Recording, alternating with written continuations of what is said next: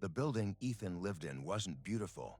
Its bricks had long since lost their uniform color, some stained darker by decades of rain, others faded into pale shades that made the whole facade look like it had aged unevenly. But it was affordable, quiet, and in a neighborhood where late-night walks didn't feel dangerous, just lonely. His apartment was on the 3rd floor, with a view over the narrow alley behind the building. Across that alley, the facing wall of the old bakery blocked most of the skyline, so Ethan's sunsets were mostly just a wash of orange light caught between rooftops. Still, he liked it. For the first 3 years, the apartment next to his, 3B, had been unremarkable. If anyone lived there, they were ghosts. He had never heard a TV, never smelled cooking, never seen anyone leaving. Until one evening in early September, when he saw her. It had been raining all day, the kind of slow, steady drizzle that makes the whole street smell like wet concrete and leaves. Ethan was carrying grocery bags up the stairs when he noticed a thin woman standing at the landing, adjusting her grip on a paper sack. She had white hair pulled into a bun, skin as pale and creased as parchment, and a cardigan so faded it looked like it had once been many colors. Her eyes met his briefly. Kind eyes, but tired. "Oh, you must be in 3A, she said, voice quiet but crisp, like she'd been a teacher once. He nodded, balancing the bags. "Yeah, Ethan. I don't think we've met." "Margaret," she said. "I'm right next door." That was all. She turned her key, slipped inside, and the hallway felt emptier again. The next time he saw her, 2 weeks had passed. It was almost midnight, and Ethan had left his window cracked open for the breeze. A knock came at his door, soft, deliberate. When he opened it, Margaret stood there holding a folded wool blanket, its fibers smelling faintly of lavender. "I noticed your window open last night," she said. "It's chilly this time of year." "Oh, thank you. That's really thoughtful," he replied, surprised. "You didn't have to. Neighbors look after each other," she murmured and smiled. For the rest of that week, he caught glimpses of her more often. She would be watering the single geranium in her window box or leaving crumbs for the pigeons on the fire escape. Sometimes he could hear her humming through the wall, soft, tuneless, like the memory of a song rather than the song itself. It was nice, a reminder that someone else was close. One Sunday afternoon, she knocked again. This time, she seemed almost embarrassed. "I hate to ask, dear, but I could use your help moving something heavy." Her apartment surprised him, dimly lit by a single table lamp, the walls crowded with framed black and white photographs, none of them labeled. A faint metallic tang hung in the air, beneath the smell of dust and lavender. In the center of the room sat a large wooden chest with a brass lock, the kind that belonged in old attics. "If you could just help me slide it toward the wall," she said. It took them both leaning in, the wood groaning faintly as it scraped over the carpet. The brass lock caught the lamplight, and Ethan, trying to lighten the mood, asked, "So what's in it, treasure?" Margaret chuckled softly and didn't answer. When they finished, she pressed a small tin of cookies into his hands. "For your trouble." That night, at around a.m., Ethan woke to a sound, faint, rhythmic. He padded to the door and looked through the peephole. Margaret was in the hallway, cardigan buttoned wrong, pushing the same wooden chest on a dolly. She moved slowly, as though trying not to make noise, toward the stairwell that led to the basement. He almost opened the door to ask if she needed help, but something in the way her shoulders hunched stopped him. 2 days later, she was gone. No note, no moving truck. Her door was shut, locked, and silent when Ethan asked the landlord. The man frowned. "Margaret? Who's that?" "From 3B. Ethan said, baffled. "Older woman. White hair, cardigan. Been here at least a month." The landlord shook his head. "Kid, 3B's been vacant for years. Pipes are busted in there.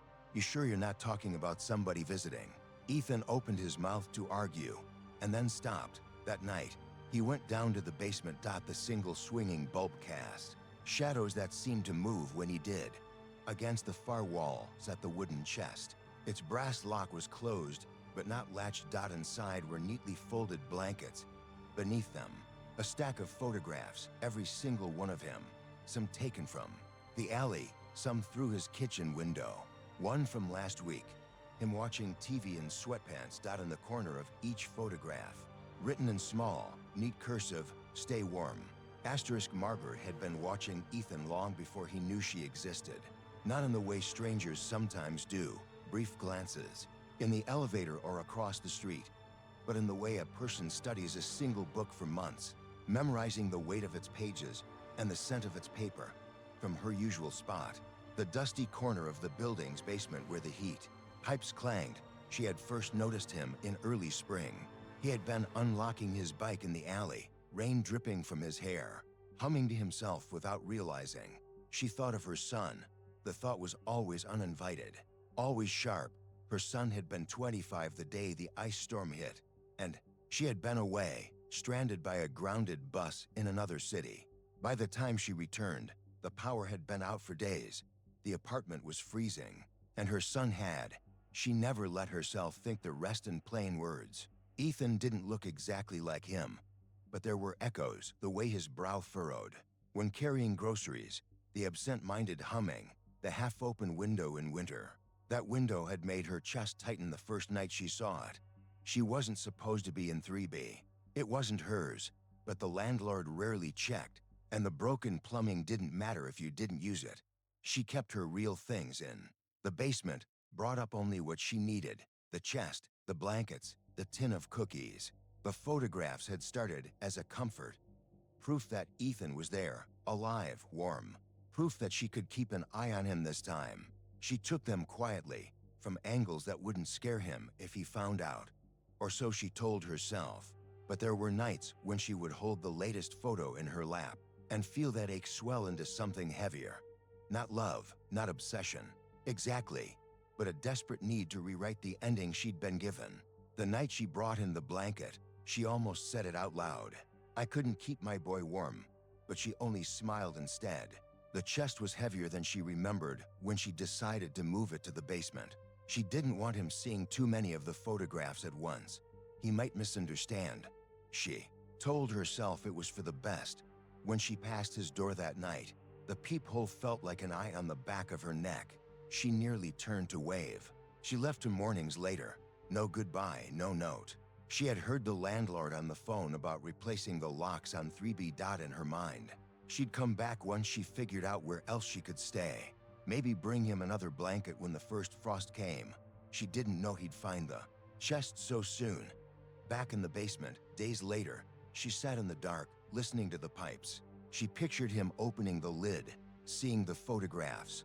She imagined the way his face would change, confusion first, then the kind of fear she'd once seen in a neighbor's eyes. When she asked about her son, maybe he would hate her now, but maybe he would still keep the blanket. The building Ethan lived in wasn't beautiful. The bricks had long since lost their uniform color. Some stained dark by decades of rain, others faded into pale, sickly shades. But it was affordable, quiet, and most importantly, safe. His apartment, 3A, overlooked a narrow alley behind the building. Across that alley, the bakery's back wall blocked most of the view. Sunset was never spectacular here, just a faint blush of orange caught between rooftops. Still, Ethan liked it. It was his dot for 3 years. The unit next door, 3B, had been nothing more than a silent door. No noise, no cooking smells, no neighbors fumbling with keys. Until one drizzly September evening, Ethan was climbing the stairs with 2 heavy grocery bags when he saw her. A frail woman stood on the landing, a paper sack cradled in her thin arms. Her cardigan hung loose on her frame, the wool faded to colors that might once have been cheerful. Her hair, white and fine as cobwebs, was tied in a bun. She turned, catching his glance. Her voice was quiet but crisp. "Oh, you must be in 3A. "Yeah," Ethan said, shifting the bags. "I don't think we've met." "Margaret," she said simply. "I'm right next door." She unlocked her door and slipped inside without another word.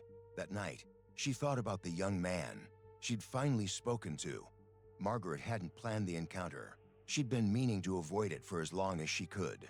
But the sound of his footsteps in the stairwell had tugged at something in her, a memory she'd been holding at bay for years, from her real living space in the basement. A corner with a cot and a stack of folded blankets. She had been watching him for months. It had started in spring, when she noticed him in the alley, unlocking his bike in the rain, humming softly. Her son used to hum like that to weeks past before she knocked on Ethan's door.